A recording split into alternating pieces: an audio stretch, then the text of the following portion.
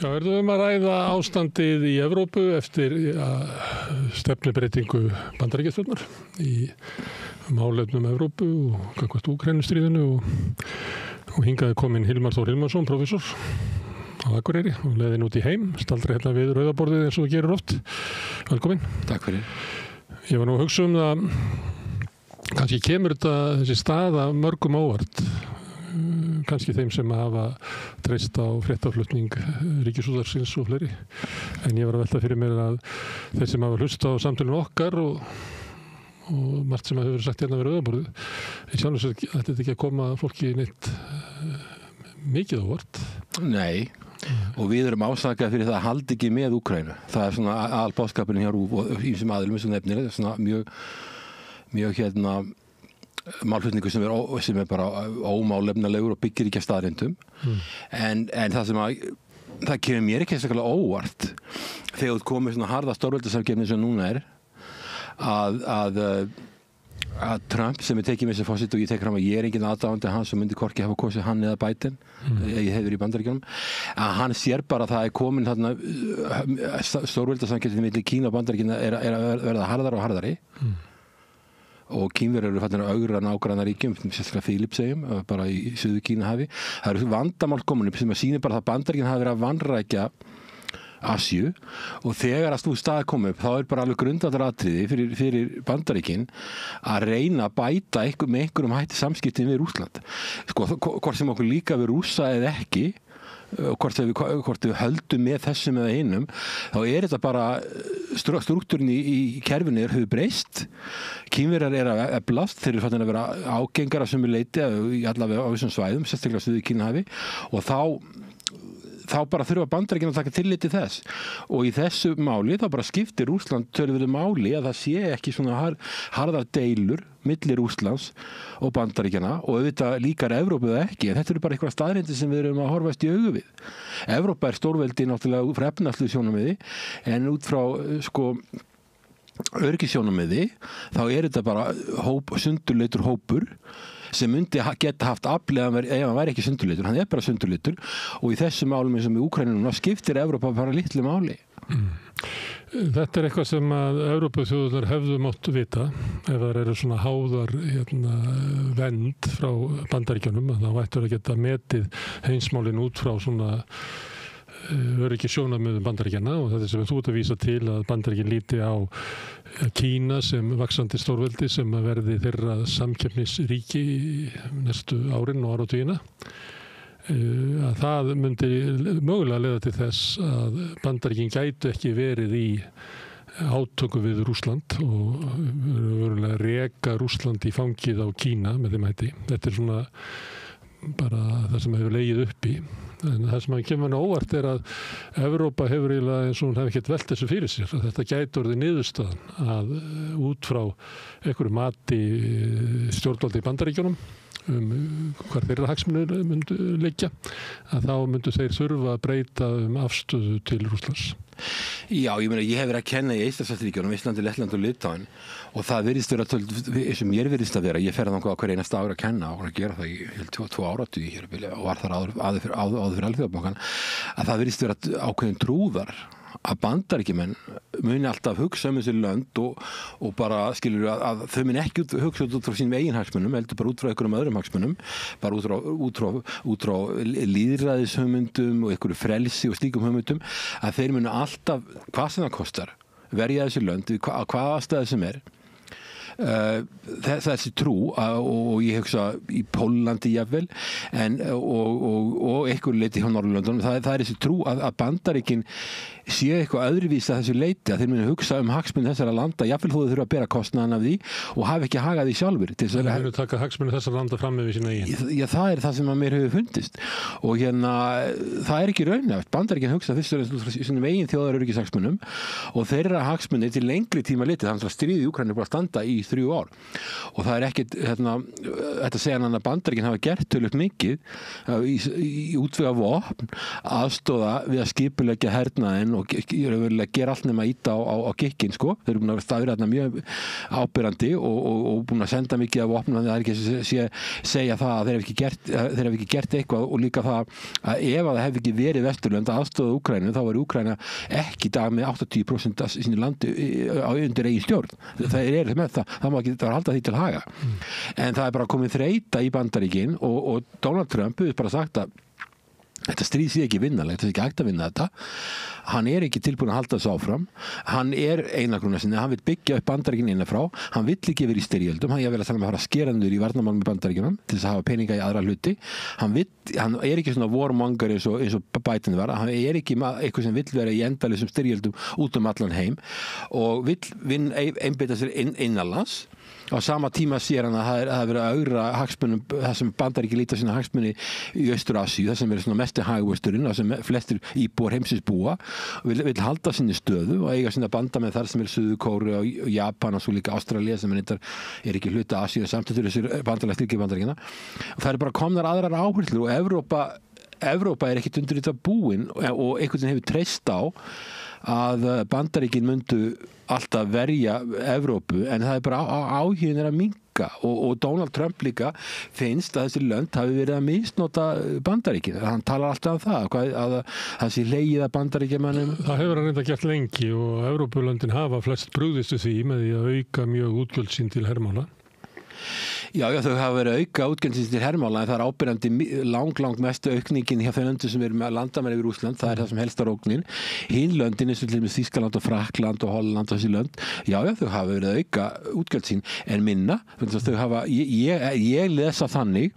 að þau meti stöðuna þannig að þau sé ekki svo mikill hættu. Ég held að Þjóðverjar trúi því ekki að rússneski herinn sé að fara að koma inn í Þýskaland. En hins vegar náttúrulega af því að Úkraínustríðið snerist upp í það að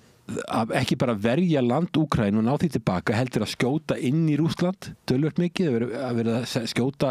vestrænum vopnum inn í landið og þegar það fyrir að gerast þá fyrir að vera meira hætt á því að Rússar fari eitthvað að þjarma að löndum eins og Eystrasaltsríkjunum hvað síður Pólandi því að Pólandi er tiltölulega öflugt hernaðarlega og skapa alls konar vandamál fyrir Norðurlöndin, sérstaklega Finnland skapa vandamál á Eystrasaltinu og gera alls konar hluti sem kemur löndunum illa en er ekki endilega víst að verði endilega þannig taki til dæmis Eistland, Lettland eða Litáen en það er alltaf samskiptinni er alveg skelfilega slæm og ég veit ekki hverju þessu lönd búast ef þau eru að senda vopn til Úkraínu með þeim orðum að það er mjög skjótast inn í Rússland við hverju búast þau eiginlega auðvitað líta þeir á þetta sem fjandsamlega aðgerð og þeir líta á það að þeir séu raunverulega í stríði við Vesturlönd og við NATO í raun og veru. Eitt er hvernig Bandaríkjamenn meta sína öryggishagsmuni og hvernig þau vilja hegða sér í svona stórveldis skák alþjóðlegra stjórnmála og sem hefur svona verið dregin fram aftur eftir að við vorum á tímabili í svona einpóla heimi en núna er komið svona aðra leikreglur og Bandaríkin kannski eins og svolítið áberandi á Trump að hann virðist líta svo á að þetta sé skák sem að fyrst og stórveldin eigi að tefla og aðri verði bara að beygja sig undir það. Það er svona kannski á enginn á Trump en þetta með að Kína sé höfuðandstæðingurinn og að það sé dýrt og trufli fókus Bandaríkjanna að vera í þessum átökum við Rússland það lá fyrir. Í ofanálag að þá hefur það líka legið fyrir að svona væntingar Úkraínumanna og Evrópuþjóðanna einhver svona ávinning á vígvellinum eða sigur á vígvellinum að það sé hægt að rekja rússneska herinn burt held ég að sé öllum orðið ljóst, eða ætti að við öllum að vera orðið ljóst, þó svo hafi raunverulega aldrei verið opinberlega það rætt, að væri niðurstaðan og þá standa Bandaríkin frammi fyrir því að þarna er stríð í gangi sem að þau geti ekki unnið, Úkraína getur ekki unnið og þess vegna verður bara að slökkva á þessu. Af hverju kemur svo niðurstaða, hvort sem ákvörðun tekin frá stöðun á vígvellinum eða á mati á hagsmunum Bandaríkjanna í alheimspólitíkinni, af hverju kemur þessi niðurstaða Evrópumönnum svona mikið óvart? Þú mást þetta við einhver orðað að þetta væri svo að við verðum að kjarnorkusprengju í Evrópu. þú manst þetta Víetnamstríðinu, eða ég allavega man eitthvað eftir því og þar var alltaf sagt að stríðið var að vinna stangað til að tapa þess og ég veit ekki, þannig að búa fjölmiðla áróðurinn búin að vera svo mikill og það eru að halda þessu gangandi, halda stríðsfélagin gangandi, vopnasendingu, vopnaframleiðslu og núna á að knýja sko NATO-ríkin að fara í 5% af verkli landsframleiðslu í varnarmál. Það eru okkur hagsmunir á bakvið sem hafa sem að það þjónar hagsmunir okkur aðila að segja það stríði sé að vinnast, það sé hægt að ná ykkur í góðri niðurstöðu á vígvellinum þó við vitum það hefur ekki verið að gerast. Þannig og fjölmiðlarnir eru í eigu aðila sem að kannski líka hafa hagsmunir því að halda þessu gangandi. En það er lengi búið að liggja fyrir mannaflaskortur, vopnaskortur og alls konar vandamál sem hafa lengi legið fyrir en hefur ekki mátt tala og svo náttúrulega líka eru hagsmunir Bandaríkjanna eru það að því Rússland er stórveldi að það er náttúrulega ekkert verra fyrir þá ef að staða þeirra veikist í Evrópu en núna held ég að því bara komið svo stað upp að forseti Bandaríkjanna hann telur að þetta stríð sé ekki vinnanlegt hann vill ekki halda áfram hann telur að önnur svæði sé að fara að skipta máli og þá eru það eru 3 svæði í heiminum sem skipta Bandaríkin mestu máli, það er Austur-Asía nr. 1 skipta mestu máli og síðan er það Miðausturlönd, Persaflóin og nr. 3 er Evrópa og Bandaríkin vildu fara að draga sig þarna út en út á Úkraínu þá hefur það tafist en ég held að þolinmæðin sé brostin og það er ekki hægt að vinna þetta stríð með hefðbundnum hætti þegar þú ert orðin eins og Úkraína er mannaflaus og það er skortur á vopnum þú kemst ekki lengra og það getur vel verið að það hafi verið von Bandaríkjamanna eða að Rússar myndu ná minni árangri og það væri hægt að ná betri samningum ég held að minn lestur á Bandaríkjunum og þeir náttúrulega vita mest hvað er að gerast þarna og hvaða möguleikar eru að þeir skulu semja tvíhliða núna við Rússa segir mér það að þeir telji að það sé staðan sér þannig hún myndi bara versna hérna í frá og það sé eina leiðin eða sé skynsamlegast að reyna að binda enda á þetta núna og ef þetta haldi áfram þá sé hægt á því að Úkraína tapi miklu meiru og það verið miklu meiri niðurlæging fyrir NATO og fyrir Vesturlönd og fyrir Bandaríkin og þessi sjáu bara ekki möguleika og það held ég hafi gerst núna en ég meina auðvitað má spyrja líka hvernig stendur á því aðilar heldur svona lengi áfram ég á ekki svör við því. Það getur ekki verið ástæðan getur ekki verið hvernig við skrifum þetta í fjölmiðlum því að kanslari Þýskalands hann er ekki að lesa bild til þess að meta stöðuna, hann hefur alls konar tæki og hann vinnur við það að meta öryggishagsmuni Þýskalands og hann lítur að meta stöðuna á vígvellinum bara eins og hann raunverulega en það getur ekki verið að hann sé bara fljóti með einhverjum straumi að það megi ekki tala nema eins og að sigurinn sé rétt handað við hornið. Það getur að vita betur. Já, kanslari Þýskalands hefur bara ekkert mikið að segja í þessu máli og Evrópa ekki heldur í heild. Þessi með ráða, sjá hvernig Blinken talaði utanríkisráðherra Bandaríkjanna og hvernig þjóðaröryggisráðgjafinn Sullivan talaði og hvernig Biden talaði þeir töluðu að sigra stríði, þeir töluðu að senda meira, síðasti pakkin sem var ákveðið var $60 milliardar sem að mér skilst að Zelenski segir hann hafi ekki fengið nema eitthvað hlutaði sem hann átti að fá en þessir aðilar, það eru Bandaríkin sem að keyra þetta áfram þeir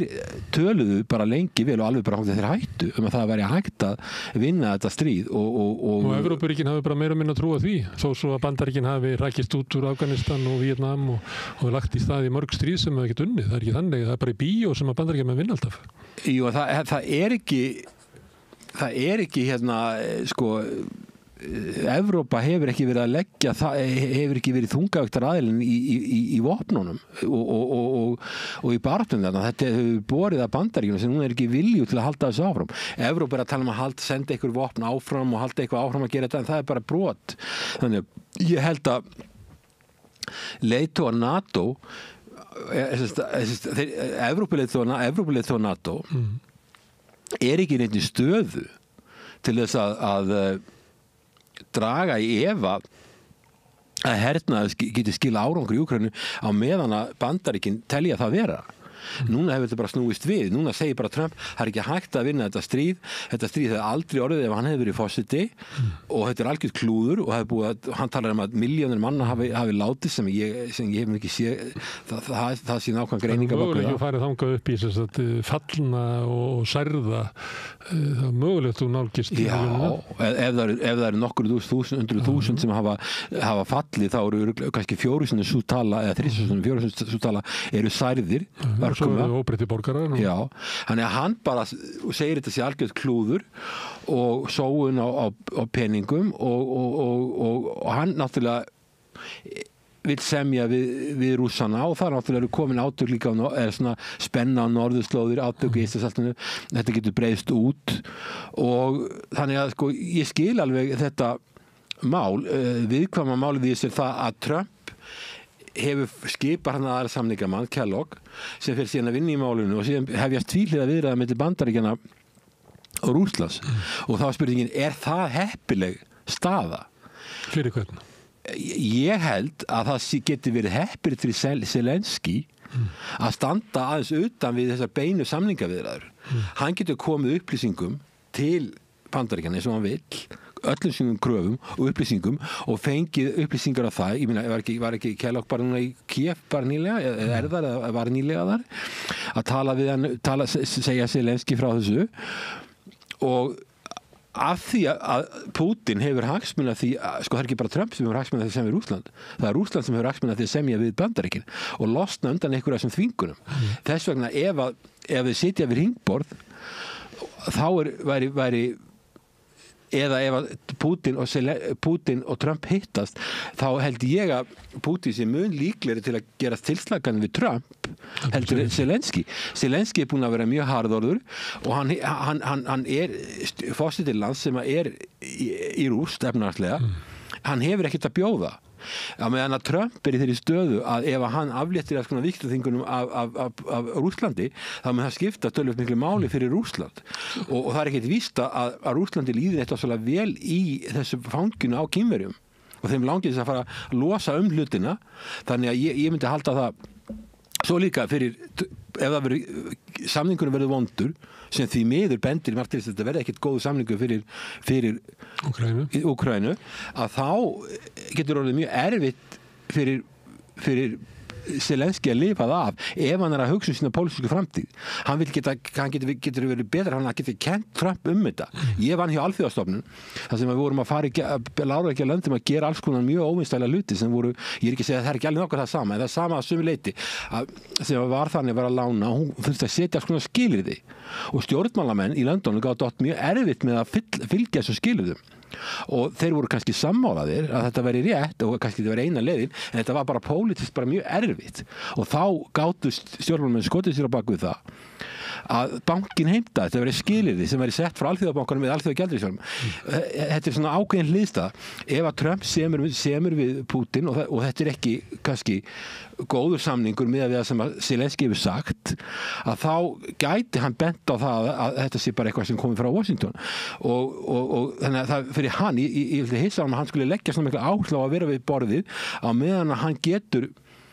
pressa á Bandaríkin reynda á sæmilegum samningum og síðan jafnvel sagt að þetta er Washington að kenna einhverju leyti ef hann er að hugsa að lifa þetta þess að ég er ekki viss að það er endilega gott fyrir hann eins og það verið lagt og mikið áherslu að hann verða að vera með samningaborðið og Evrópa verða að vera með samningaborðið Evrópa hefur engar hugmyndir hvernig á að leysa þetta annað að það eigi að sigra Rússland á vígvöllunum taka allt landið tilbaka og gera þetta allt óraunhæfir hlutir það hafi ekkert að bjóða fyrir utan það að þá hefur Kaja Kallas utanríkis- og öryggismálastjóri Evrópusambandsins talað að þurfa að brjóta Rússland upp í ykkur smáar einingar hún hefur ekkert erindi við þetta samningaborð hún er alveg gjörsamlega óhæf til að sitja þarna því hún er búin að segja allt og mikið og Zelensky er líka búin að segja mjög mikið þannig að ef þú ert að hugsa Úkraínu eina aðeins sem hefur sett fram skýrar kröfur sem eru mjög ófyrirlitnar sem bara erfiða kröfur það er Putin, hann vil taka 4 oblasts hann vil taka Krímskagan og hann vil að Úkraína verði hlutlaust ríki og aldrei í NATO og ég held að hann vilji heldur ekki sjá neina NATO herminn þarna inni, hann með skýrt hvað hann vill og það náttúrulega eitthvað sem erfitt að ganga en ég hef ekki heyrt að Evrópusambandið kæmi með neitt skýrt annað en það ég unnastríði sem vorum að segja hann er ekki að fara að ganga og Zelenski er ekki draunefur, hann hefur verið að tala um NATO aðild, það hefði allir getað sagt honum í NATO nema hann sjálfur sem er á þessum NATO-fundum, hann hefur verið að sækja ykkur að NATO-fundi að þetta er óraunhæft þannig að hann hefur verið að berjast fyrir ykkur sem allir gátu sagt honum að var ekki hægt. Þannig í ömurlegri stöðu Úkraínu þá er það kannski skárra að Rússland og Bandaríkin setjast niður til þess að semja sín framtíðarsamskipti að þá gæti Rússland gefið eitthvað eftir í varðandi Úkraínu sem að myndi aldrei gera ef að umræðuna myndi bara snúast Úkraínu því að þá hefði Rússland svo mikla yfirburði á vígvellinum og er yfirburðastöðu sérstaklega þegar Bandaríkin er búin að segja að þeir ætla að draga aðstoð sína tilbaka að ef að umræðuna myndi einskorast við Úkraínu að það er líklega lakari dýll fyrir Úkraínu heldur en að Úkraína yrði hluti af samningum Bandaríkjanna og Rússlands. Já, ég held að því efnahagsmann í Rússlandi, sko það háverðbólga, það alls konar, það eru svona erfiðleikar í Rússlandi, það ekki búið að hefur ekki hrunið en slíkt eins og sumir kannski voru að vonast til og það að Rússland myndi bara kikna undan þessu, það hefur ekki verið því þeirra geta opnað aðra leiðir, aðra líflínu, Kínverjar hafa kastað til þeirra líflínu og fleiri, þannig að þeir eru geta, en það, ég held því alveg ljóst að sko Putin vill og Lavrov, þeir vilja þeir vilja ná upp ekki góðu samskiptum Bandaríkin en skárri samskiptum Bandaríkin og þá er náttúrulega miklu fleira undir heldur en Úkraína, þá líka norðurslóður undir og fleiri svæði og Asía og Persaflóin og það er margt undir þannig að ég held það að Putin vilji alveg án tillits til Úkraínu ná upp betri samskiptum við Bandaríkin, hann hefur hagsmuni af því að Bandaríkin náttúrulega hugsa sína hagsmuni og það er alveg eðlilegt fyrir stórveldi að hugsa sína, við hugsa okkar hagsmuni þó sem lítil, þeir hugsa sína hagsmuni og þess vegna er ég þeirra skoðunar að það sé ekkert víst að það sé heppilegt að Zelenski sitji við borði vegna þess hvað hefur verið sagt áður það er ekki gott andrúmsloft og en það er engin spurning að Zelenski og stjórnvöld í Úkraínu hafa allan aðgang að Kellogg og Bandaríkjunum í að semja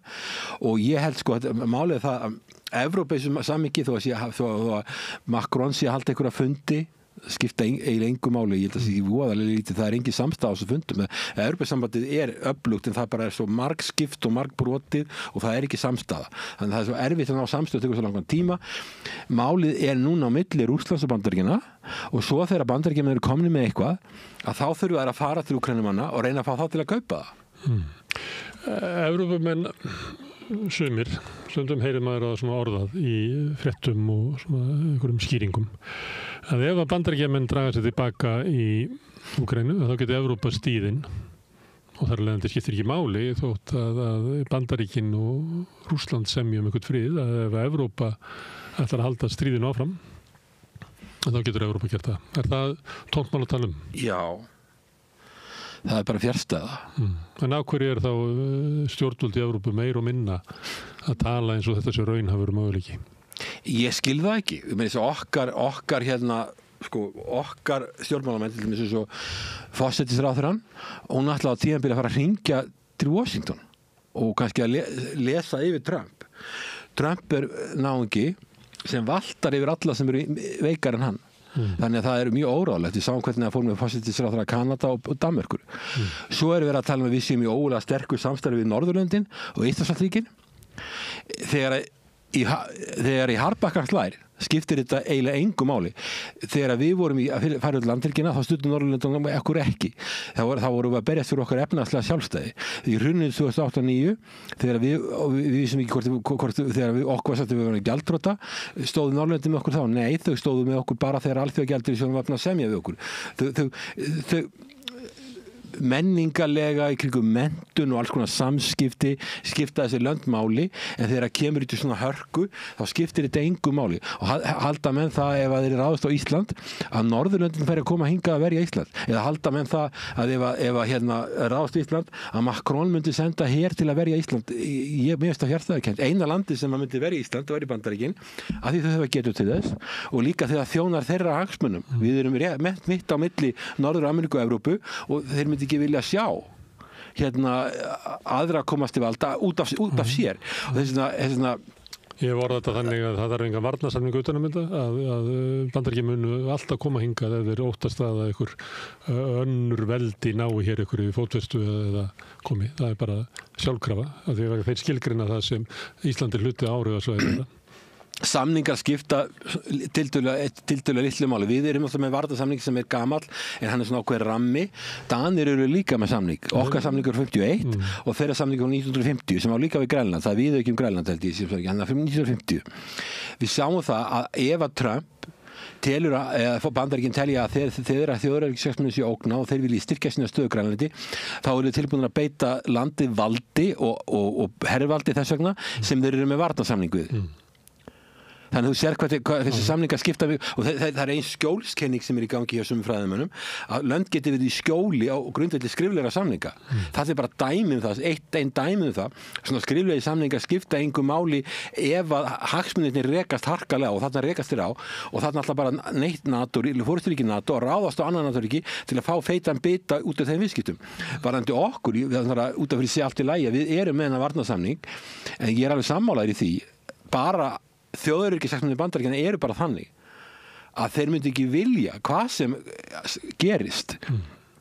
hins vegar ef að segjum að stjórnvöld á Íslandi færu að tala það við Bandaríkin eins og ég held að utanríkisráðherra að tala að þetta endurskoða varnarsamningin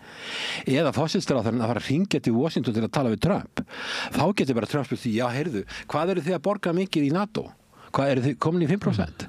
Og vilja ekki bara gera það á næsta ári? Og hérna, sko, hann getur gert hvað sem við vitum, hann er algjörlega ófyrirsjáanlegur og hérna og fara að endursemja varnarsamningin þegar við erum að taka þessar varnir sem við erum með á Keflavíkurflugvelli, borgum lítið í þetta að fara að endursemja hann, það er náttúrulega að mínu dómi algjört glabræði nokkrum manni dettur það í hug eða nokkrum dettur í hug að ætla að fara að endursemja hann eða ætla að fara að tala við forseta Bandaríkjanna þegar hann er í svona ójafnvægi og þegar við vitum að hann valtar yfir alla sem eru minni og hann vil bara ná sínu fram það finnst mér, ég skil það ekki og ég skil ekki þess að það er ekki endað með viðskiptaþvingunum eins og við vitum ekkert hvernig það endar þess vegna viljum við sko ekki vera að tala við þá þetta það er ákveðnir embættismenn sem sjá Ísland það er ekki forsetinn eða Hvítási þegar ég var, það var Nordfólk sem sér þetta það er ákveðin stöð sem sér Norðurlandshafið og hún sér að Ísland og hvað er verið að gera hér og þeir eru að senda hérna kjarnorkukapot í Helguvík öðru hverju, þeir eru að auka viðbúnið sinna Keflavíkurflugvelli smátt og smátt, þeir eru að undirbúa eitthvað þetta er að mestu leyti á kostnað NATO og Bandaríkjanna og við eigum bara að láta þetta gerast, held ég er kannski, þú ert kannski sammála með það en allavega að við með leyfa þess að gerast en við eigum ekki að vera að rugga bátnum eða vera að biðja einhverja viðræður eitthvað sem gætu enda með því að við fengjum kröfur sem að væru óbærilega fyrir okkur sem við svo gætum ekki staðið gegn Nú er Evrópa í þeirri stöðu það er verið að semja frið í Úkraínu á þess að Evrópa sé hluti af þessu. Það kann að vera að Evrópa hefur ekki herafl til þess að halda stríðinu gangandi ef að Bandaríkjamenn mun draga sig tilbaka og eru þar alveg ekki raunverulegur aðili að þessu. Eða ég er bara velta fyrir mér hvernig Evrópa hefur lent í þessari stöðu að vera eiginlega ekki með rödd eigin öryggismál. Ég er ekki Er það vegna þess að þeir voru búin að vera svo lengi háð Bandaríkjunum að þeir bara gengist undir það að verða eins svona leppríki Bandaríkjanna það er eiginlega dáið út í Evrópu svona eitthvað svona viðspyrna við Bandaríkjana eins og stundum átti sjá í franskri utanríkisstefnu og líka í raunverulega innanríkismálum margra landa sem var svona ákveðin ótti við svona yfirgang Bandaríkjanna gæti verið menningar tillitið eitthvað, en svona undanfarið 30 ár finnst mann eins og Evrópa sé bara fullt sátt við að vera, eða gengist við því að vera leppríki Bandaríkjanna og taka afstöð með Bandaríkjunum í nánast öllum mannum. Já, það, sko, þegar að Sovétríkin féllu, þá var þessi skilningur sko að við unnum sko, það voru Vesturlönd, NATO, við erum svo sterk og við erum svo klár og sterk, við unnum þetta og þeir eru bara búin að vera dauðir þarna í fyrir austan og við þurfum ekki að vera að hugsa þetta meir og þá sagt þeir sem eru í hergagna framleiðslunni, þeir eru sérfræðingar í því sem ég ekki segja að það hafi verið trassað mjög mikið að byggja upp hergagna eina en allt og lítið framleiðsla trassað að tryggja að þessir herir hefðu það sem þeir getur þurft að hafa. Svo er líka annað að þegar Evrópusambandið verður til og verið að þróa það að þá hefur bara verið álíktað af því að NATO til þá þurfum við ekkert að hugsa varnar og öryggismál. Það bara ekki hluti af Evrópusambandinu, það engin sameiginlegur her og við getum bara verið að vinna við það að vera rík, taka í ný lönd, byggja þau upp og byggja upp sameiginlega markað, allt sem við erum með, byggja upp sterkara efnahagslíf, byggja upp okkar innviðir Evrópur í góðum lagi í mörgum löndum, sérstaklega í ríku Evrópusambandinu í samanburði við Bandaríkin. Það eitt af þessum Trump kvarta mikið yfir, Bandaríkin víða með ónýta innviði. Þannig að Evrópa getur einbeitt sér að vera rík, byggja upp sína innviði og vinna einbeita sér öðrum hlutum. Þannig að öryggismálin eru bara farin af borðinu og þau eru hjá NATO. En svo bara kemur að því að heimurinn færist úr því að vera svona einpóla heimur yfir í að vera multipólar, það sem komin samkeppni og það sem Bandaríkin eru öll í pressu og út af öðrum stórveldum, aðalega Kína og þá verður þeirra hegðun allt öðru vísi og þá bara Evrópa berskjöldu að þessu leiti. Hún hefur treyst á Bandaríkin. Auðvitað var það þannig, þegar ég var að segja NATO-fundi fyrir aldarfjórðungi, þá var það þannig að Bandaríkin menn borguðu mest, þeir réðu öllu. Og náttúrulega ef að það verður þannig að Evrópulöndin... Þannig áðarum við allan svona strúktúr á alþjóðakerfinu sem að Bandaríkin byggðu upp eftir seinni heimsstyrjöld með stuðningi Evrópu, þar sem Evrópa var helsti bandamaður, að þau svona ráku sjóið, þetta var til þess að verja völd Bandaríkjana og efla þau í heiminum. En núna allt í einu þá bara eins og Bandaríkin sé að ganga út úr þessu kerfi sem þau sjálf byggðu upp. Já, og þá setur Evrópa, ekki getur Evrópa haldið þessu kerfum gangandi. Þessi kerfi hafa í lenga tilgang ef að Bandaríkin ganga út. Nei, ekki ef að stærsta hagkerfið fyrir að beita tollum og alls konar viðskiptahindrunum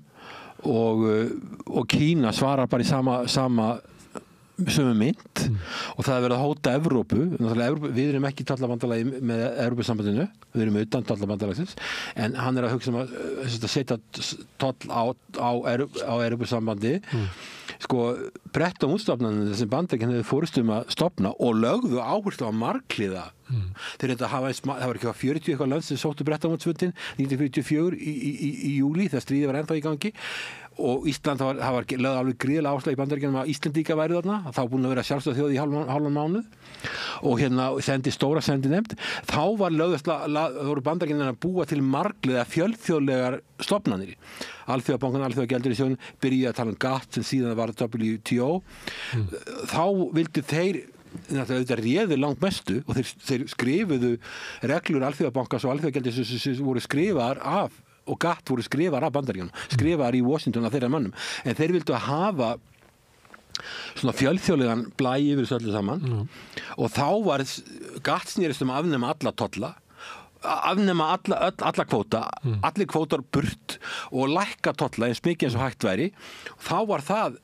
eftir seinni heimsstyrjöldina þá var það aðalmálið. Núna hefur þetta snúist við og Trump, hann trúir ekki á fjölþjóðlegar stofnanir. Hann hatar allar alþjóðastofnanir. Hann vill draga Bandaríkin út úr alþjóðaheilbrigðismálastofnuninni. Hún er meinítlaði alþjóðaheilbrigðisstofnunina. Hún er nöp bæði alþjóðabankan og ekki síst alþjóðagjaldeyrissjóðinn. Allt saman. Þetta er allt stofnanir sem Bandaríkin þettu á fót, skrifuðu reglurnar og lögðu grunn að þessum stofnunum og eru allar í Bandaríkjunum. Er ekki alþjóðaheilbrigðisstofnunin, en alþjóðabankin og alþjóðagjaldeyrissjóðurinn eru í Washington, bara rétt nálægt Hvíta húsinu. Sameinuðu þjóðirnar í New York. Sameinuðu þjóðirnar í New York. Margir Bandaríkjamenn vildu að Sameinuðu þjóðirnar yrðu í Washington líka, en það voru Evrópubúar sem börðust fyrir því að samtíma yrði í New York, ekki við liðina á bandaríkjastjórnkerfinu og líka Evrópumenn vildu á þessum tíma að Alþjóðabankinn yrði í Evrópu en ekki í Bandaríkjunum vegna þess að ef þú ert í nálæðin skapar ákveðin völd en þeir fengu þetta í gegn því að Bandaríkinn náttúrulega réðu öllu á þessum tíma og þannig að en núna er Trump þannig að við vitum hvernig hann stjórnar sko innanlands, hann með einhverja möppur og setur tilskipanir í þær og svo hann með túlpenna og skrifa bara á þetta og svo veifar hann sig fram í fjölmiðlana og þeir sjá þetta er lýðræði sko, bara tilskipanir og hann vill beita í alþjóðasamskiptum vill hann ekki beita fjölþjóðlegum stofnunum hann vill draga Bandaríkin úr þeim eða veikja þær og hann vil beita einhliða aðgerðum eins og við erum að sjá. Hann vil nota aflsitt í því að þrönga vilja sínum upp á þá sem eru veikari en hann vil semja kannski við Rússland og Kína. Það telur ekki þess virði að semja við aðra. Já sko, ef þú bara horfir á stórveldasamkeppni að vera fyrir Bandaríkin eins og staðan í dag að vera í stríði við Rússland og átökum við Kína, ekki stríði en svona ákjött átökum, tollum og alls konar átökum, það bara ekkert vitið í. En ég meina, en samt sem áður staðan í Evrópu þannig að það mjög erfitt fyrir Evrópu að kyngja þessu og það erfitt í skilfavel, það erfitt að því Rússland réðist ólöglega inn í Úkraínu og við höfum fordæmt þetta, þess að einrás. En svo það líka völd og áhrif Evrópu hefur kannski verið meiri en ella út að vilja Bandaríkjanna til þess að hafa þessar stofnanir, þetta kerfi sem að byggt upp eftir seinna stríð sem svona fjölþjóðlegar, það sem að Bandaríkjinn þurftu á Evrópu að halda sem svona bandamönnum. En þegar að Bandaríkjamenn draga sig út úr þessu, að þá náttúrulega svona struktúrin á alþjóðlegum samskiptum að falla. Ég meina, allar þessar stofnanir standa veikt. Já, ég meina að þá það spurningi sko, hver staða Evrópu? Ég meina, þeir geta ekki verið að ekki endur þess að þeir þetta kerfi. Ef Bandaríkjamenn hafi ekki áhuga þessu, þá bara fellur það. Ég má vel að segja það líka um NATO. Ef Bandaríkjamenn hafi ekki áhuga þessu, þá getur NATO orðið bara eitthvað. Það bara gerir það sem að Bandaríkjamenn vilja. Ég sko Bandaríkin náttúrulega, við réðu alltaf ábærslega mikið í þessu stofnun. Ég vann hjá Alþjóðabankanum og ég bauð til Íslands á sín tíma 98 þá bauðum við Wolfenson forseti Bandaríkina til Íslands og hann var Ástralíumaður en hann var forseti Alþjóðabanka sem var alltaf verið tilnefndur á Bandaríkjanum. Alþjóðabanka hann var alltaf forstöðumaður verið tilnefndur á Evrópu. Og ég kannast þennan mann og hann skrifaði æviminningar sínar og hann sagði til dæmis að þegar hann var að fara á stjórnarfund að þá með eitthvað stór mál og Bandaríkin náttúrulega stærsti hlutafinn þarna þá kom bara fjármálaráðherra en einhverju fjármálaráðherra labbandi yfir götuna bara rétt yfir og sagði rétt í svona viljum við hafa þetta við viljum hafa þetta svona auðvitað var þetta fjölþjóðleg stofnun.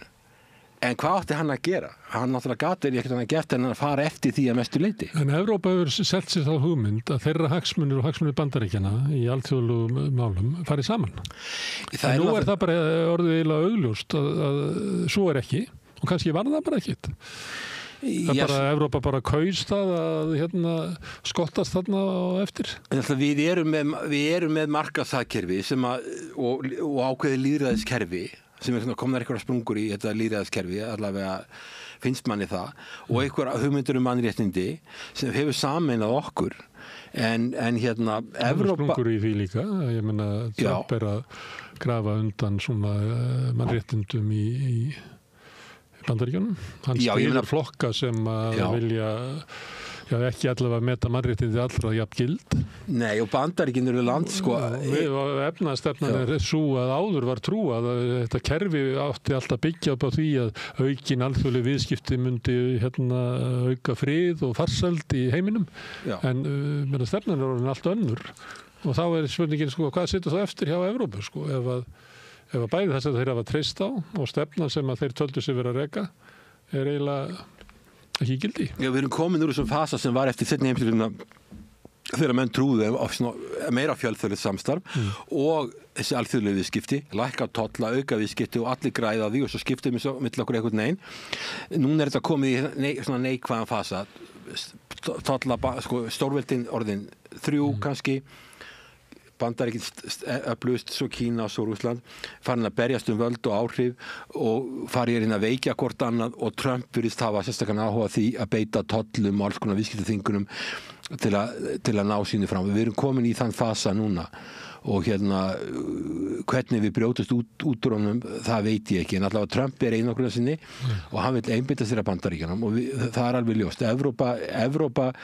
þegar hún bjóð til sameiginlega markaðinn og allt sem hún að gera, uppbyggingu Evrópu, hún gekk út frá því að hún þyrfti ekki hugsa varnarmál og öryggismál, það var í NATO og það myndi koma mesturlítið frá Bandaríkjunum og það bara, nú er það bara breytast. En Evrópa þarf þá að átta sig á því að þetta bara breyttur heimur og þá skiptir náttúrulega gríðarlegu máli að taka réttar ákvarðanir, vera með rétt mat á stöðunni, rétt mat á eigin getu og annað slíkt. Já, það skiptir maður sér það ekki, maður er að sakna þess að sé einhver svona alvöru umræða í Evrópu, bara framtíð Evrópu og er það endilega þannig að þessi hagsmunir Evrópu að skottast á eftir Bandaríkjunum í afstöðunum til Kína til dæmis eða til Ísrael og þjóðarmálsins á Gaza og það bara margt sem að Evrópa mætti alveg endurskoða og líka hvaða skjól hefur Evrópa af alþjóðlegum stofnunum sem eru fallandi út af því að stórveldin sem ætla að skipta með sér heiminum hafa engan áhuga á þeim, því kerfi. Já, en Evrópa, það líka annað sem hefur gert í dag að það fjölþjóðlega stofnanir eru svo veikar, Sameinuðu þjóðirnar, þetta alveg ónýtt, skilur, það öryggisráð neitunarvald, Sameinuðu þjóðirnar ennþá eins og það voru heimurinn var 1945, þar hafi ekki verið uppfærðar, algjörlega valdalög stofnun, fullt af fólki 30.000 mann að vinna þarna, maður veit ekki hvað fólk að gera í þeim skilningi, þau get ekki tekist á við nein alvarleg vandamál, það sem Evrópa náttúrulega á því að glíma núna og valdaleysi alþjóðastofnanna byggist á því nema NATO að þau hafa enga heri, ég meina alþjóðastofnanna, þessu samþjóðar hefur engan her og herinnir eru í hópum þjóðríkja og auðvitað gæti ef að Evrópa vill vera stórveldi reyndar þetta sundurleitur hópur og gæti hún stofna sameiginlegan her og það getur vel verið að það verið gert að tala það myndi hins vegar ekkit endilega þjóna hagsmunum okkar því við treystum á NATO og ef að Evrópusambandið fyrir að stofna sameiginlegan her og taka sínu öryggismál í sínar hendur þá tekur það töluvert langan tíma og við værum ekkit örugglega inn í því kerfi. Þannig að fyrir okkur þá myndum við þess vegna held ég að fyrir okkur leggjum við áherslu á NATO og það eru mörg NATO-ríki sem vilja ekki eins og Eystrasaltsríkin og Pólland, þau vilja alls ekki stofna sameiginlegan her ef það veikir NATO. Þau vilja treysta á Bandaríkin. Já, og þau gera það, en kannski eru þau að átta sig á því núna að það er ekki endilega víst að það gangi lengur. Er það ekki samt þannig að löndin sem eru austast í álfunni eru til dæmis til í að fallast á kröfu Trump 5% af landsframleiðslu í hernað bara til þess að þeim finnst að vera bara vel varið þeim penningum ef þau fá vernd í staðinn. En sjónarmiðin kannski vestar eru allt önnur, þar er ekki sama ógn af Rússlandi, ekki jaft innbyggt inn í bara þjóðarsöguna að óttast Rússa og þeir eru bara ekki til í að beygja sig undir það. Og þá og ég meina, er það ekki bara, það er erfitt að sjá fyrir sér hvernig NATO verður eftir 1 ár? Já, sérstaklega ef það næst, ef sem að margt bendir sem fræðimenn í Bandaríkjunum segja bara, sem hafa verið svona einangraðir frá stórum fjölmiðlunum,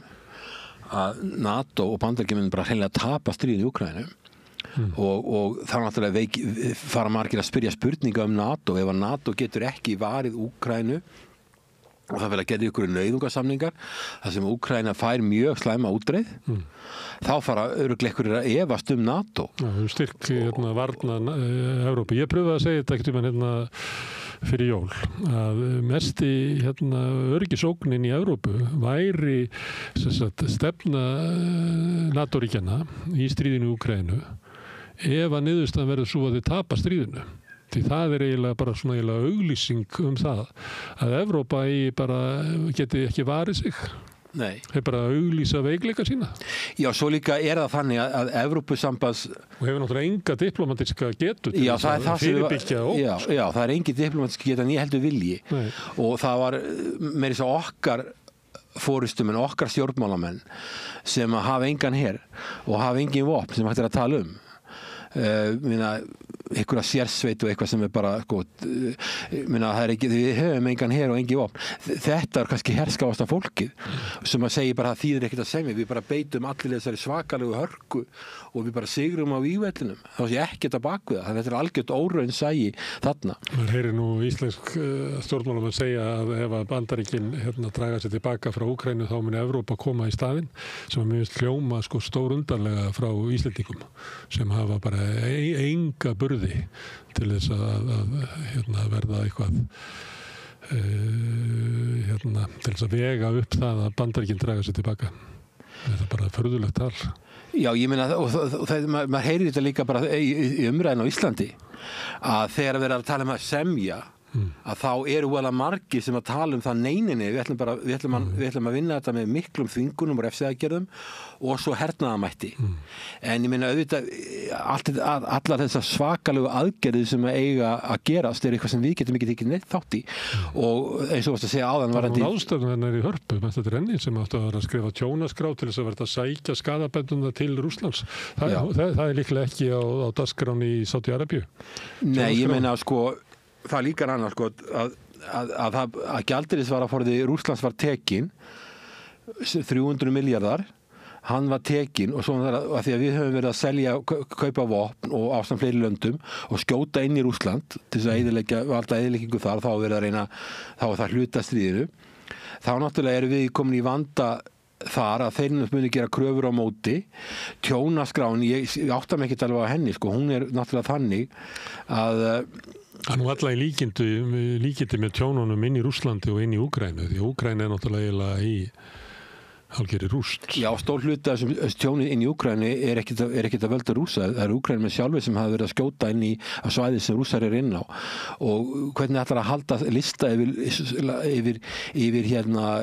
tjón í einhverju svæðum sem við stjórnum ekki og verða hugsanlega ekki, eða líklega ekki hluti af Úkraínu lengur og hvernig ætlar að þvinga Rússa til að greiða þetta? Ég meina ef að Trump er að semja við Putin og ætlar að fara að ná einhverjum málamiðlunum sem eru bærilegar fyrir Úkraínu og getur síðan leitt til samskipta milli Bandaríkjanna og Rússlands sem eru svona bærileg, þá veltum við sér hvort að hann geti Putin myndi samþykja það að 300 milljarðar bandaríkjadala sem aðallega í Evrópubönkum sé bara stólið eða tekið af sko, því þetta líka grefur undan vestrænum bönkum, því að önnur lönd sem geta lent í ágreiningi við vesturlönd, ekki bara Rússland, mun ekki vilja eiga peninga í þessu bönkum í framtíðinni ef þetta er svona. Og svo þetta með tjónaskrána, þarna voru 2 milljarðar sem fuku á Íslandi út af þessari tjónaskrá, maður heyrir ekki þetta lengur, hvernig þetta á að gera, hvernig á að þvinga Rússa til þess að bæta upp þetta tjón. Ég sé það ekki alveg fyrir mig hvernig þetta á að virka, en það er Evrópuráðið sem var með hennar fund alveg grútmáttlaus stofnun og hefur raunverulega verið að reyna að berjast fyrir sinni tilvist sjálf og hugsa sjálfa sig. En þessu var flaggað hérna. Herðu, ofta talað að við erum með Úkraínu og við erum með Rússland, svo erum við með Bandaríkin og svo erum við með Evrópu. En Evrópa er ekki eitt fyrirbrigði. Það eru ólíkir hagsmunir hann inni, ólíkar áherslur, mjög ólík sýnum sko, hvert er hlutverk Evrópusambandsins, mjög ólíka afstæða til þess hvort að byggja hér upp einhvern veginn sameiginlegan herafla, eiginlega það er svo ólíkt að það er eiginlega tómt mál að tala um það. Það er ekkert að sjá fram á að það er alltaf verða stórkostlega breytingar í evrópsku stjórnmálum mjög hratt til þess að eitthvað slíkt geti gerst. Já, það eru ólíkir hagsmunir, ólíkis öryggissjónarmið, ólíkur efnahagur. Sum lönd eru bara mjög illa stödd fjárhagslega, svo Frakkland, Ítalía, stórlönd, mjög illa stödd fjárhagslega, skuldug, er í vandræðum og hafa ekki efna á því að auka sín útgjöld til varnarmála, hafa ekki efna á því. Þannig að, og svo eru löndin svo austur- og mið-Evrópulöndin, þetta er allt mjög hættulegt svæði, þetta er svæðið á milli Rússlands og svo Vesturlanda, mjög hættulegt svæði. Og það að taka þetta svæði inn í NATO var bara ávísun upp á vandræði. Það verðist enginn hafa hugsað þetta á svona NATO, ég sótti þessi NATO fundi 95-99, hvað þetta væri hættilt að taka þessi lönd inn sem eru algjörlega onni í Rússlandi. Það var nú svolítið nefnt kannski á 10. áratugnum, en eiginlega á þessari öld hefur það ekki mátt nefna það að það verið hættuleg stefna. Nei, allavega þegar þú komið þessi lönd inn að þá eru vaksa líkurnar á átökum. Og ég veit ekki hvort að íslenski stjórnmálamenn hafa mikið hugsað það að ef að þessi lönd kom inn og það eru átök sem síðan getur eftir styrjaldar eins og hefur gerst í Úkraínu þegar að þá myndi það breyta okkar stöðu mjög mikið. Þá vex þrýstingur á okkur að fara að borga miklu meira og hegða okkur öðruvísi, þá verða öryggismál Evrópu allt öðruvísi og þannig að þetta hefur alls konar, þetta hefur víðtæk áhrif, ekki á okkur, þú sér hvernig áhrif þetta er búið að hafa á Danmörku og þannig að það hefur ekki verið hugsað mikið þetta mál og ég Stundum tala íslenskir stjórnmálamennum eins og að Evrópa hafi sko sameiginlega öryggishagsmuni og þeirra öryggishagsmunir séu okkar öryggishagsmunir. Ert þú að andmæla því að Evrópa hafi sameiginlega öryggishagsmuni og öryggishagsmunir Evrópu séu jafnframt okkar öryggishagsmunir? Ég er ekkert sammála því. Okkar öryggishagsmunir tengjast Bandaríkjunum. Sko, ég hef ekki, ég á eftir að sjá evrópska hermenn koma hingað til að verja Ísland. Ég heldur muni láta Bandaríkjunum eftir. Ef Bandaríkin gera það ekki, þá veit ég ekki hvað gerist. En við erum svona hann á milli. Ég held að ef það verður eitthvað stórkostlegt stríð á meginlandi Evrópu, þá hafi þessi lönd meira en nóg með sjálf sig. Þau eru ekkert aflögu fær. Og þar á meðal Norðurlöndin, þau eru ekkert aflögu fær. En ber okkur ekki að vera verður vandamaður eins og fyrrverandi utanríkisráðherra orðaða og gera allt sem í okkar valdi stendur til þess að efla varnir þeirra ríkja sem eru í mestri hættu? Jú, en það hefur ekkert verið gert til þess að efla varnir Íslands. Ég meina, nema þessi að vopnakaup og senda vopn, kaupa vopn á ykkur okkurverði frá okkur þriðja aðila og senda til Úkraínu eitthvað. Þetta er ekki til þess fallið að verja Ísland. Þetta er fallið að gefa öðru landi sem hefur miklu stærra landi tilefni til að gera okkur eitthvað. Það er eina sem það gerir. Hvað hafa stjórnvöld verið að gera til þess að auka varnir Íslands? Ég veit ekki hvað það hefur verið. Við erum ekki með neitt. Og eina, ég hef talað um þetta við áður, landhelgisgæslan hjá okkar sem að vera, að því við erum bara við liggjum á sjó, við erum ekki með neitt landamæri. Að reyna að byggja hana upp, það hefur ekki talið verið að koma til greina hjá íslensku stjórnmálamönnum. Alla peningar til að reka hana, leigja frá sér flugvélina til Miðjarðarhafs. Já, hún svífur við Miðjarðarhafi, hún er ekki biluð. Þyrlurnar eru leiguþyrlur. Já, þannig að sko, það vantar algjör að forystu. Ég meina, ég held að NATO myndi alveg vera tilbúið að hlusta á okkur ef við vildum okkur afmörkuðum sviðum gera ykkur hluti, en það hins vegar alveg ljóst að 400.000 manns getur ekki eitt og séð staðið í stríði við Rússland. Það liggur alveg fyrir. Það eru til smáríki sem hafa byggt upp mjög öfluga heri sem að geta varið sér sekant nágrannaríki eins og Singapúr í Austur-Asíu, gagnvart Malasíu og Indonésiu. Þeir eru 6 milljónir manna. Þeir eru búin að koma sér upp mjög öflugum her miðað við stærð, en það er svolítið mikill munur að vera 6 milljónir manna eða 400.000. Þannig að við verðum alltaf að treysta á eitthvað bakkjarl og það eru Bandaríkin. Ég sé ekki hvernig hin löndin sem eru eins og við varum að tala um, það er ekki aflögufær. Þýski herinn er ekki í neinu standi. Getum við hallað okkur upp í öryggismálum að ríki sem hótar því bara að beita hervaldi næstan ágrannan okkar? Þeir hafa ekki hótað okkur hingað til. Nei, ég meina einhvern tíma kemur að þér. Ef þú lætur það óátalið að það sé nágrannin sé tekinn, þá verður bankað við þér. Er það ekki? Hvaða nágranni? Grænland. Já, ég meina sko Grænland vill sjálfstæði og ég meina, er það eitthvað náttúrulögmál að Grænland sé alltaf undir Danmörku? En Grænland fær ekkert sjálfstæði. Grænland hefur ekki vald til þess að semja við Kínverja námuvinnslu til dæmis. Nei, ég meina þá myndu bara Bandaríkin koma Kínverjar hafa reynt að semja við Grænland alls konar hluti. Og kannski ættum við líka átt okkur á því að við höfum ekkert sjálfstæði. Við ekki utanríkismál og öryggismál, nei, við höfum það ekki. Nei, við getum ekki samið við Kínverja hvað sem að koma að vera Bandaríkjamenn og stoppa það. Kínverjar hafa reynt á fótfestu á Grænlandi og alltaf þegar það hefur gert þá hafa Bandaríkin haft samband við Kaupmannahöfn, Danmörku, þetta kemur ekki til greina. Og Danir skilja það alveg. Þannig að sjálfstæði Grænlendinga verður þannig að þeim ekki allt sem þeir vilja sem að Bandaríkjamenn sætta sig við. Já, þeir náttúrulega eru á þannig svæðið sko, út frá öryggishagsmunum Bandaríkjanna og þá sko, stórveldapólitíkin hún svona strategía, hún harmleikur, hún andstyggilega að margur leyti og þegar ég að segja svona hvernig þú segja svona hlut og ég að sperra eftir við þá halda sumir að segja mér finnst þetta að vera voðalega æskilegt þetta þetta ekki æskilegt en þegar þú komin í svona harða baráttu eins og hérna í norðurslóðum sem tengist líka Úkraínuslínu af því að Rússar eru komnir í fangið á Kínverjum og Kínverjar og Rússar eru komnir í norðurslóðir að þá komin alveg gríðarlega mikil harka og Trump hefur spilað á það að Grænlendingar vilji sjálfstæði og Bandaríkin muni styðja það og við vitum alveg hverju það voru sem studdu Ísland var þetta 1944 það voru Bandaríkjamenn sem viðurkenndu okkur fyrst eftir sem ég best veit viðurkenndu okkur fyrst og það var allt eins og það hafi verið planað fyrirfram því það leið ekkert langur tími frá því að við lýsum við sjálfstæði þá þegar kemur skeiti frá Bandaríkjunum og þeir viðurkenni þetta auðvitað líka dönum þetta ekki en þeir voru undir Þjóðverjum á þeim tíma og gátu ekkert gert þannig að sko að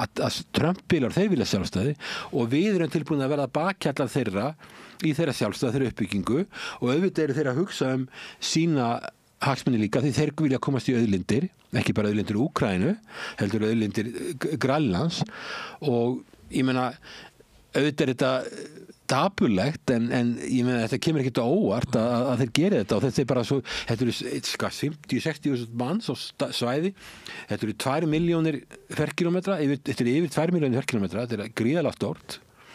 og hérna Svo ekki eins stórt og fólk heldur þegar að skoða kort svo maður haldir því til haga Nei, ég virkar alltaf svo stórt á korti Já, en ég meina það er gríðarlega stórt Trump ætlaði að taka Kanada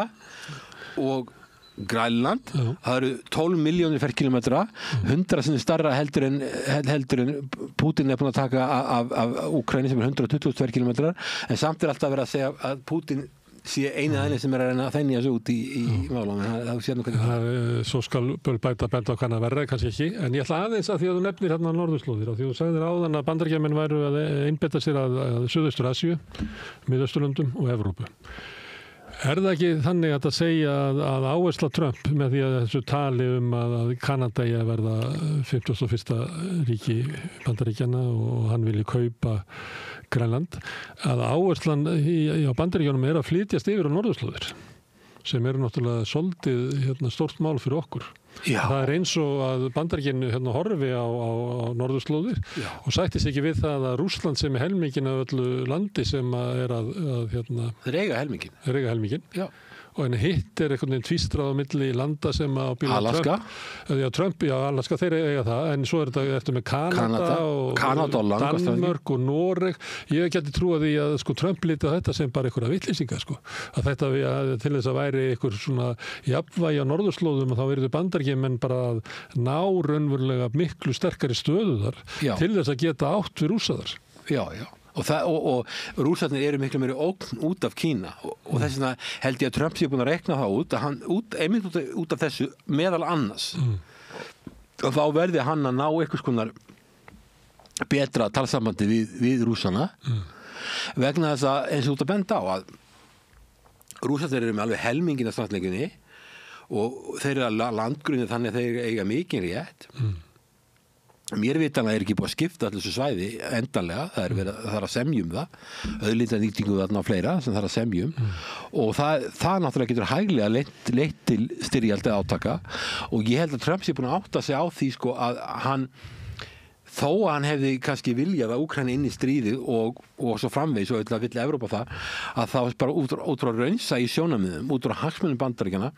þá verði einhvern veginn að sjatla málin ekki þannig að það verði kannski einhvern voðalega mikið vináttúrsamband milli Bandaríkjanna og Rússlands en allavega bærilegt samband. Og Bandaríkjanna ætla að styrkja stöðu sína á norðurslóðum og þeir ætla að ganga frá svona samkomulagi sem að var á eftirstríðsárunum að þetta væri svona eitthvað friðarsvæði og þannig að væri ekki verið að nýta auðlindir en núna er allt önnur stefna núna þannig að nú ætlar hann bara að styrkja sína hagsmuni og koma sér í betri stöðu og þá er þessi stórvelda pólitík og þessi skák sem að þú segir að þessi óvikunarleg þá er hann eiginlega bara komið alveg upp í kokið Algjörlega og þá eru Kanada, ég hef nú ekki trúið því að Kanada verði innlimenn í Bandaríkin en Kanadamenn þurfa að vinna mjög náið með Bandaríkjunum og Bandaríkjunum finnst að Kanadamenn hafa trassað sín varnarmál og náttúrulega hafa aðgang út af Alaska sem náttúrulega eru Noregur, það er náttúrulega Svalbarði og það svæði, þar eru Rússar með aðstöðu og svo Normenn ekki vök að verjast út af því og þannig að sko það er alveg klárt að Bandaríkin farin að horfa á þetta svæði að styrkja sína stöðu og sjá líka að Grænlendingar vilja sjálfstæði, þá getur það verið ákveðin tafl að veita þeim viðurkenna sjálfstæði þeirra, vera svo bakhjalt fyrir það og hjálpa þeim en líka taka eitthvað í burtu. Þannig að sko það er bara eðlilegt hjá okkur, þá vorum við ekki mist ykkur auðlindir en þeir þurftu okkur að halda og ég veit það alveg, ég var sjálfur að semja við Bandaríkjunum varnarmál að þeir beittu ekkert fantabröðum gegn okkur í samningaviðræðum ef það var ágreiningur á milli Íslands og þeirra varandi hvernig þetta varnarmál ætti að vera að þá sátu þeir með okkur alveg lón og don til að reyna að finna málamiðlun. Þeir voru ekki þannig að þeir segðu við okkur hérna er samningurinn og þeir bara hafið þetta svona. Það geti gerst núna með núverandi stjórnvöld, þau eiga til í að Já, sko náttúrulega Trump er svolítið sér á flokk, sér á parti en hann vill fyrst og fremst einbeita sér að Bandaríkjunum, hann vill svona einagruna sinni en hann beitir afli en hann líka er í allt öðrum heimi heldur en aðrir forsetar voru. Sko, ég er að tala um eitthvað sem gerist fyrir 25 ára síðan. Sko, núna er heiminu þá var allt annað. Þá voru Bandaríkin algjörlega ráðandi. Nú er það einhvern veginn að hverfa og þá er þessi þrír aðilar að berjast og reyna, að reyna að rugga bátnum og reyna að snúa hlutum sér í hag. Og það er þessi átök sem við erum að horfa frammi fyrir, horfast í augu við. Og við sáum það, Trump er ekki að beita þeim aðferðum sem við myndum vilja. En ég meina, voru aðferðir Biden góðar? Ég held að hans utanríkisstefna algjörlega misstefnast. Átök í Úkraínu, átök í Miðausturlöndum og óraunhæfar hugmyndir. En Trump náttúrulega er öðruvísi, hann hugsar í fasteignaviðskiptum og svo núna er hann gera kröfu á Úkraínu upp á 500 milljarða dollara að fá auðlindir landsins sem hann náttúrulega myndi bara skilur Úkraína land sem er í rúst og búið gríðrætt mannfall, fólk örkumlast, fólk flúið, þetta er algjörlega í rúst. Þetta var engin gangur fyrstu 30 árin eftir sjálfstæði og svo að núna taka auðlindir þar. Þetta náttúrulega er alveg skelfileg staða en þannig að þetta er harður leikur. Þú er svo sem bent á að þetta er harmleikur þetta stríð og það er harmurinn sem leggst þyngst á Úkraínu og er alltaf verið ljóst. Leggst þyngst á þann veika og þann óraunsæja vegna þess að þeir hafa Zelensky og hans aðilar sem þarna voru og þeir sem voru undan honum, þeir breyttu stjórnarskrá Úkraínu til þess að gera ráð fyrir því að Úkraína fengi Evrópusambandsaðild og NATO-aðild. Þeir voru alltaf að berjast fyrir ykkurum óraunhæfum hugmyndum. Sko það sem þeir héldu, gulrótin sem þeir voru að horfa á var alltaf blekking. Og ef þú ert með gulrót blekkingi var svo að Vesturveldin gætu varið á og jafnvel tryggt að þeir gætu unnið stríðið. Já. Það er náttúrulega að koma í ljós núna að var blekking. Eftir kalda stríð það var litið á það að Sovétríkin hefðu tapað stríðinu, þetta væri bara einir rjúkandi rúst og allt ónýtt og þú veist alveg hvernig þetta var sko þegar stríðið var að byrja. Þá voru bara endalega sögur frá Vesturlöndum og ekki síst Bandaríkjunum allir rússneski herinn væri ónýtur, þeir væri á reiðhjólum eða rafskútum, þeir ætti ekki skriðdreka, þetta var allt ryðgað og ónýtt. Þetta var það sem var sagt. Núna segir bara Trump Russia has the cards. Það eru þeir sem eru með spilin. Hann bara viðurkennir það ég er að reyna að semja um þetta og ég vil að ljúka þessu en ég er ekki með spilin til þess að ná kannski svo góðum samningum. Þegar þú kemur að semja um friðarsamninga þá skiptir höfumáli að vera með yfirbragðsstöðu á vígveldinum, að vera að sigra þar. Já, sem hefur þá stöðu, hann hefur sterkari stöðu. Já, það er líka mikilvægt að velja rétta tímapunktin og hann sá tímapunktur æðsti hersforingi Bandaríkjanna vildi fyrir löngu síðan, hann er reyndar hættur núna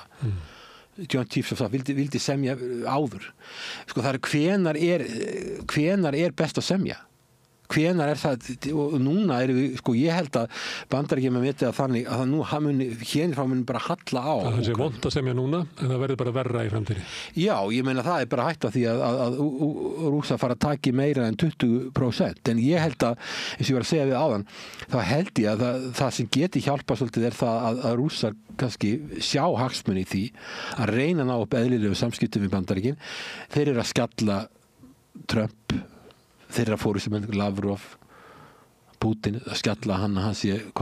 klár og allt þetta. Þetta er bara til þess að reyna að leggja eitthvað drög af spættum samskiptum og ef að Trump beitir þessu til þess að ná fram betra samkomulagi fyrir Úkraínu heldur en væri þetta að ná í samningum milli Úkraínu og Rússlands, þá er það því góða. Herðu, Hilmar, þú þarft að fara út í heim. Takk fyrir að koma hingað á leiðinni að norðan, eins og þú gerir oft. Takk fyrir. Það hefur verið fróðulegt að spjalla við þig og ég hvet áhorfendur og áheyrendur til þess að grafa upp viðtölin sem ég átt við Hilmar undan fyrir 2 ár rúmlega við Rauðaborðið. Það er mjög fróðulegt að lesa og sérstaklega í ljósi þeirra stöðu sem er núna og ég held að þeir sem hafa fylgst með þeim viðtölum að þeir sé ekki alveg jafn hissa á stöðunni eins og má heyra kannski af þeim sem hafa verið að fylgjast með fréttaflutningi af Úkraínu og öryggismálum Evrópu í gegnum RÚV. En þetta eru lokin á þættinum Synir Egils. Ég þakka Hilmari og gestunum sem komu hingað til Sigurjóns hérna í fyrri hlutanum kærlega fyrir komuna og minni á eins og ég ger ofta að það eru áhorfendur, þeir sá hluti áhorfenda og áheyrenda sem hafa gert áskrifendur sem að drífa áfram samstöðuna. Allt sem ég sjáið hér og heyrið er áskrifendum að þakka og við þakkum kærlega fyrir. Ef þú vilt slást í þann hóp þá getur þú farið inn á samstöðun.is, þar er hnappur sem ástendur áskrift og getur skráðið fyrir 2.500 krónur sem er grunnáskrift og máttborg og meira vilt og þið sem er kjósið getið látið áskriftin að renna sig félagsgjöldin í Alþýðufélagið og það er Alþýðufélagið sem á og rekur samstöðuna og við þakkum kærlega fyrir. Hér á morgun verður Rauðaborðið klukkan 8. Sjáumst þá.